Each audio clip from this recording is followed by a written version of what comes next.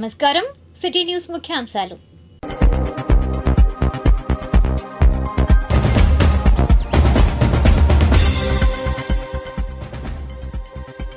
Vaccination కీలకమైనది వ్యాధుల నివారణపై వైద్య ప్రతినిధుల ర్యాలీ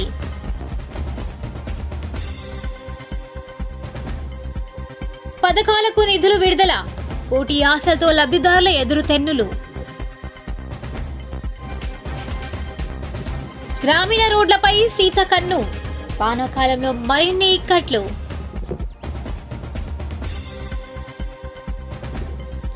నయా నాయకులు కవితా శీర్షికలో కోనేటి నరేష్ భావజాలం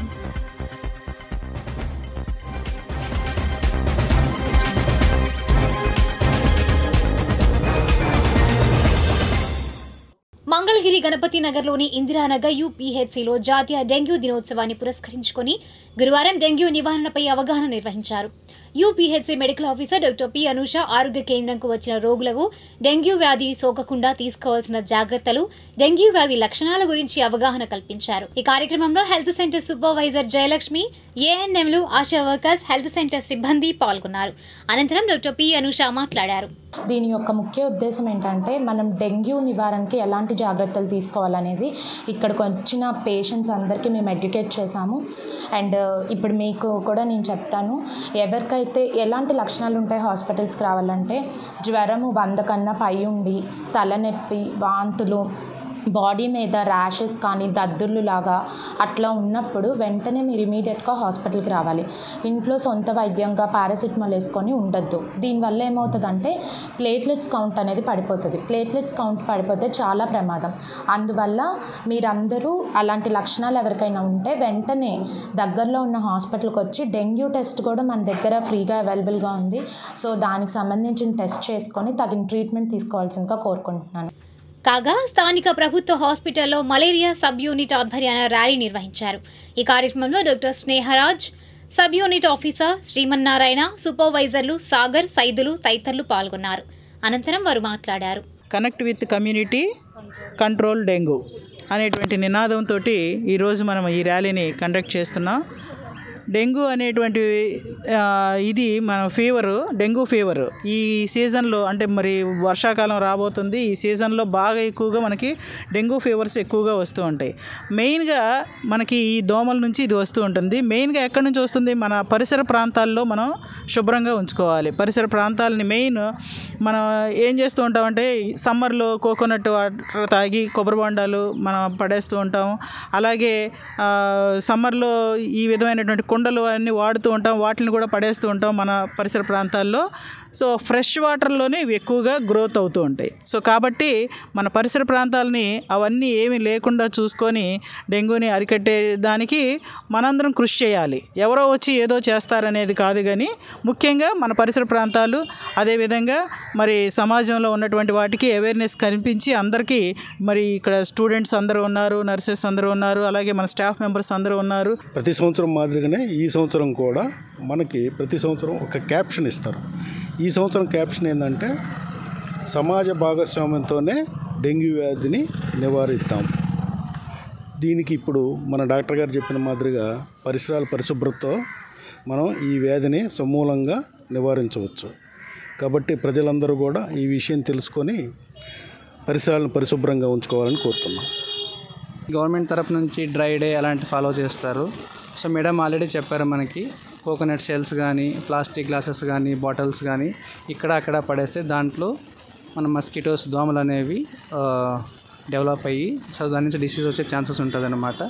సో అలాంటి దాంట్లో ఎక్కడ వాటర్ కలెక్ట్ కాకుండా మనం ప్రాపర్గా ఈ ప్లాస్టిక్ ఐటమ్స్ ఏవైతే ఉన్నాయో అవన్నీ డిస్పోజ్ చేస్తే సో మనం ఏవైతే దోమల నుంచి వచ్చే డిసీజెస్ నివారించవచ్చు అన్నమాట. Thank you. పనికిరాని డిస్పోజల్ గ్లాసులు, మన ఇంట్లోనే ఉండేటువంటి ఫ్రిడ్జ్ వెనక ఒక క్యాప్ ఉంటుంది. ఆ క్యాప్లో కరెంటు పోయినప్పుడు కానీ, ఊరు వెళ్ళినప్పుడు కానీ ఫ్రిడ్జ్ ఆఫ్ చేస్తే ఫ్రిడ్జ్ డీఫ్రీజ్ అయిపోయి దాంట్లోకి నీళ్ళు వస్తాయి. చాలామంది దీన్ని నిర్లక్ష్యం చేస్తున్నారు.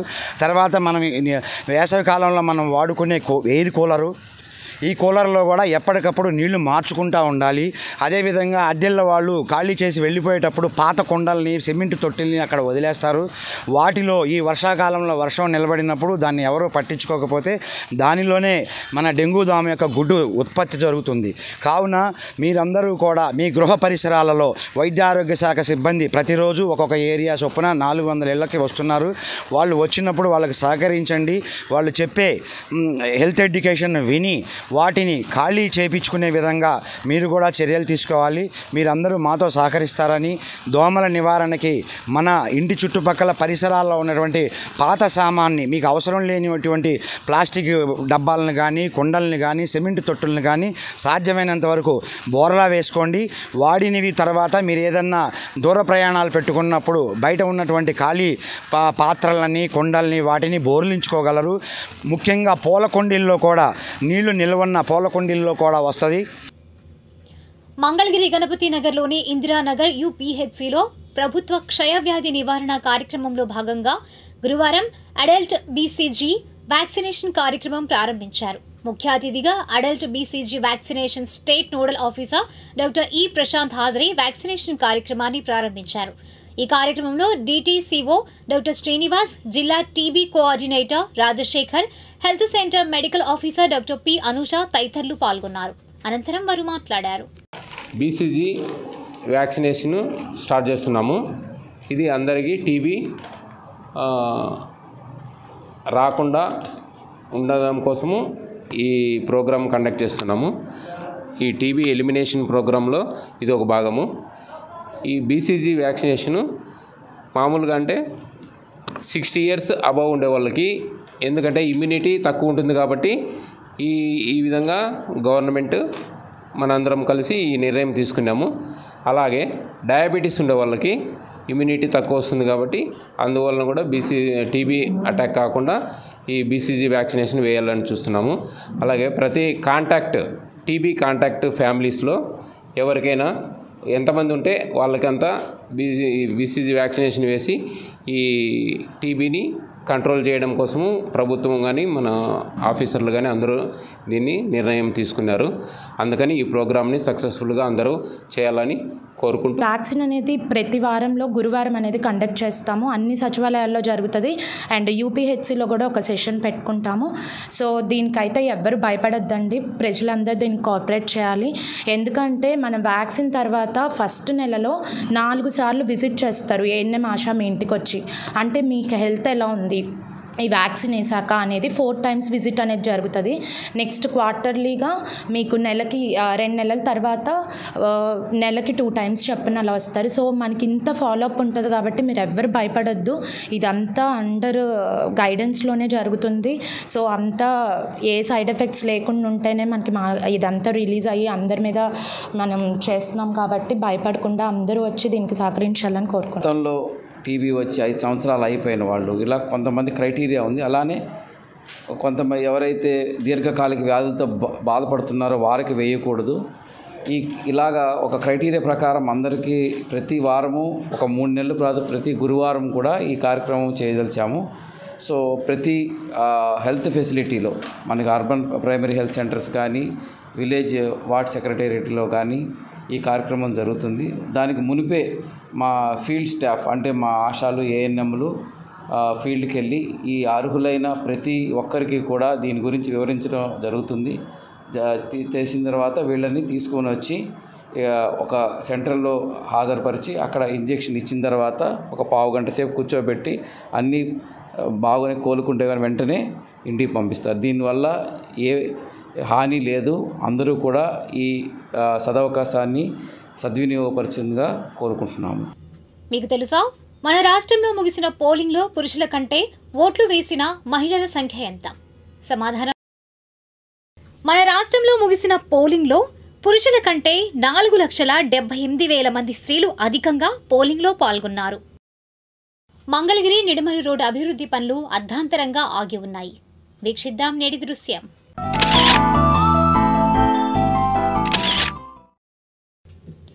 అమరావతి రాజధానిలో మంగళగిరి నిడమరు రోడ్ అత్యంత కీలకమైనది.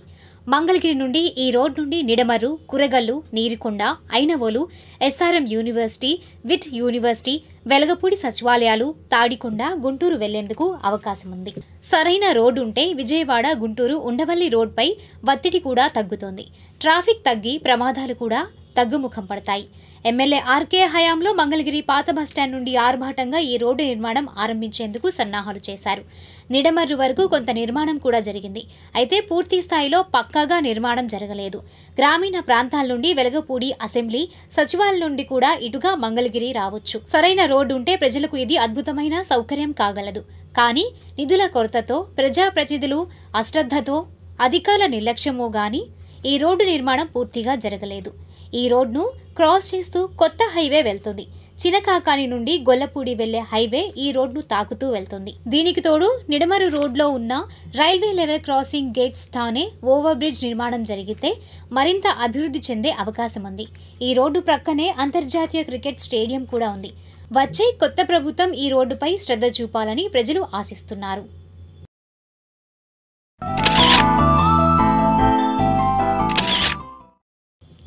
ఇప్పుడు దుగ్రాల సమాచారాన్ని తెలుసుకుందాం.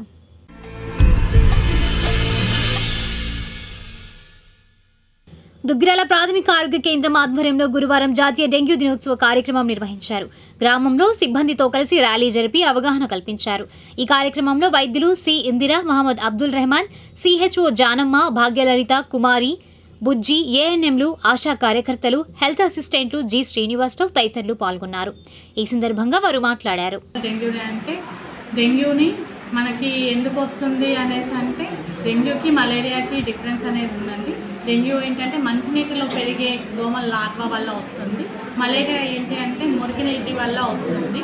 సో ఏంటంటే డెంగ్యూ ఫస్ట్ మన ఇంట్లో ఏవైతే నిల్వ ఉండే నీళ్ళు కూలర్లో, ఫ్రిడ్జ్లో, ఇంకా కొబ్బరి బొండాలలో, టైర్లలో, వాటిల్లో ఉన్న నీళ్ళల్లో ఏంటి అంటే ఈ లార్వా అనేది పెరగడం జరుగుతుంది.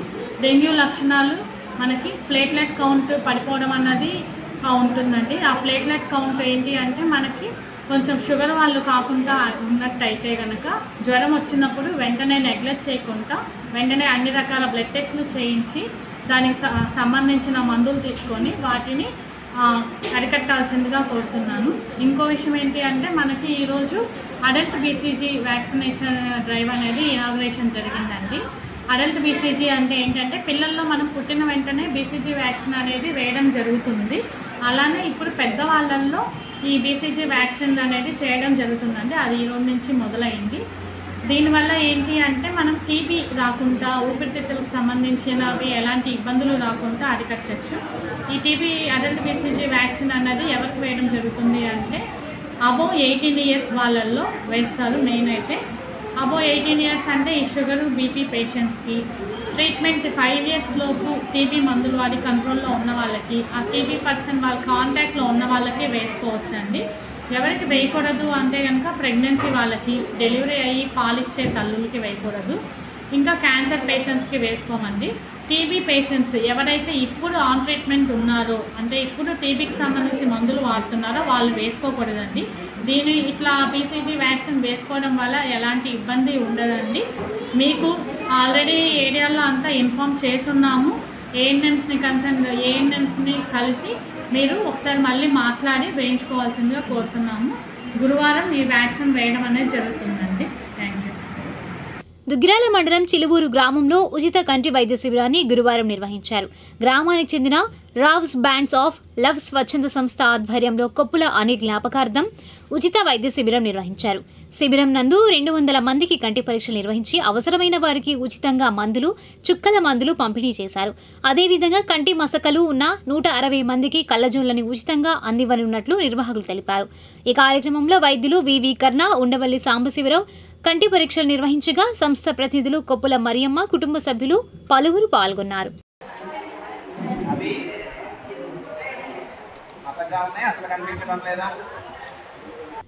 ఈనాటి మంచి మాట. ప్రతిక్షణం నీకు ఛాలెంజ్ విసిరేవాళ్లు, గుణపాఠాలు నేర్పేవారు నీ చుట్టూ ఉండేలా చూసుకో. అప్పుడే నిన్ను నువ్వు నిరూపించుకోగలవు. Bill gates. తొల్లూరు పరిసర ప్రాంతాల్లో వివిధ కార్యక్రమాలు జరిగాయి. వివరాలు రాజధాని రిపోర్ట్లో.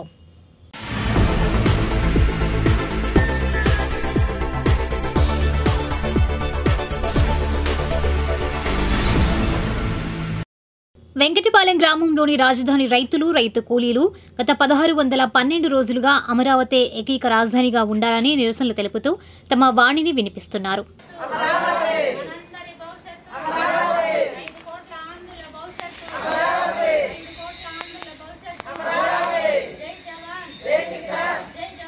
మందడం గ్రామంలో రాజధాని రైతులు, రైతు కూలీలు అమరావతి ఏకైక రాజధానిగా ఉండాలని మందడం గ్రామంలోని పోలేరమ్మ గుడిలో గత 11 రోజుల నుండి అఖండ జ్యోతిని వెలిగిస్తూ పోలేరమ్మ అమ్మవారికి చీర, సారె సమర్పించి చంద్రబాబు నాయుడిని ముఖ్యమంత్రి కావాలని కోరుకుంటూ రాజధాని మహిళా రైతు కొమ్మినేని వరలక్ష్మి మాట్లాడారు.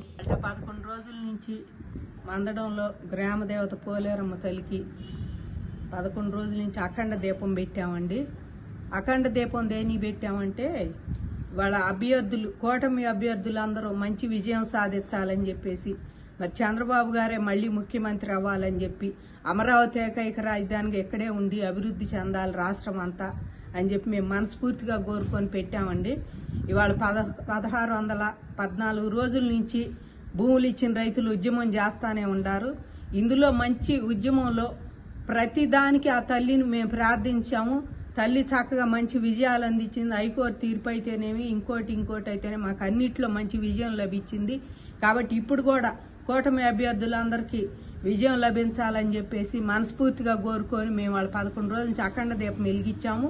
మళ్ళీ 4వ తారీఖు ఇలాగే విజయకేతనం ఎగరేస్తారని చెప్పేసి మళ్ళీ మేము వెళ్ళి ఆ తల్లికి పొంగల్తో మరి ధన్యవాదాలు, కృతజ్ఞతలు తెలుపుకొని పోలేరమ్మ తల్లికి మళ్ళీ మనస్ఫూర్తిగా మేము ప్రార్థనలు చేసుకుంటాము. తప్పకుండా అమరావతి ఏకైక రాజధానిగా ఉండాలని, బాబు గారు ముఖ్యమంత్రి అవ్వాలని పర్పస్ తోటి మేము అఖండ దీపం పెట్టాము. అట్లాగే మంచి జరిగిద్దని, జరగాలని చెప్పేసి ఆ తల్లిని ప్రార్థిస్తున్నాము. మళ్ళీ 4వ తారీఖు వచ్చి మేము మొక్కు చెల్లించుకుంటాము. హాంకాంగ్లో జరిగిన ఏషియన్ సబ్ జూనియర్ పోటీలు ఏపీ గుంటూరు జిల్లా క్రీడాకారిణి షబీనా 4 గోల్డ్ మెడల్ సాధించింది. ఈ మేరకు పవర్ లిఫ్టింగ్ అసోసియేషన్ అధ్యక్ష కార్యదర్శులు కె విజయభాస్కరరావు, షేక్ సంధాని వివరాలు అందజేశారు. హాంకాంగ్లో జరిగిన ఈ నెల 5వ తారీఖు నుంచి 11వ తారీఖు వరకు జరిగిన junior, sub junior, junior, senior men and women equipped power lifting championships 2024లో జూనియర్ విభాగంలో 84 కేజీల కేటగిరీలో షేక్ షబీనా 4 బంగారు పతకాలు సాధించడం చాలా ఆనందంగా ఉంది. ఈ అమ్మాయి తెనాలికి చెందిన షేక్ షబీనా ప్రతిరోజు తెనాలి నుంచి మంగళగిరి ఫిట్ జోన్ జిమ్కి వచ్చి కోచ్ షేక్ సందాని గారి వద్ద శిక్షణ పొందుతుంది. గత 3 సంవత్సరాలుగా ప్రతిరోజు ఉదయం సాయంత్రం తెనాలి నుంచి రావడం, ఇక్కడ శిక్షణ తీసుకోవడం ఈ అచీవ్మెంట్కి ముఖ్య కారణం షేక్ సందాని గారు కోచ్గా వ్యవహరిస్తున్నారు. అదే కాకుండా మా గుంటూరు జిల్లా పవర్ లిఫ్టింగ్ అసోసియేషన్ సెక్రటరీగా కూడా ఉన్నారు. ఇప్పుడు వారికి నా అభినందనలు. షేక్ షబీనాకి కూడా నా అభినందనలు, ఆశీస్సులు. మునుముందు షేక్ షబీనా ఇంకా అంతర్జాతీయ స్థాయిలో ఎన్నో మెడల్స్ సాధించాలని కోరుకుంటున్నాను. మన దేశం తరపు నుంచి, మన రాష్ట్రం నుంచి, మన గుంటూరు జిల్లా నుంచి 84 కేజీల విభాగంలో షేక్ షబీనా పోటీ పడడం జరిగింది.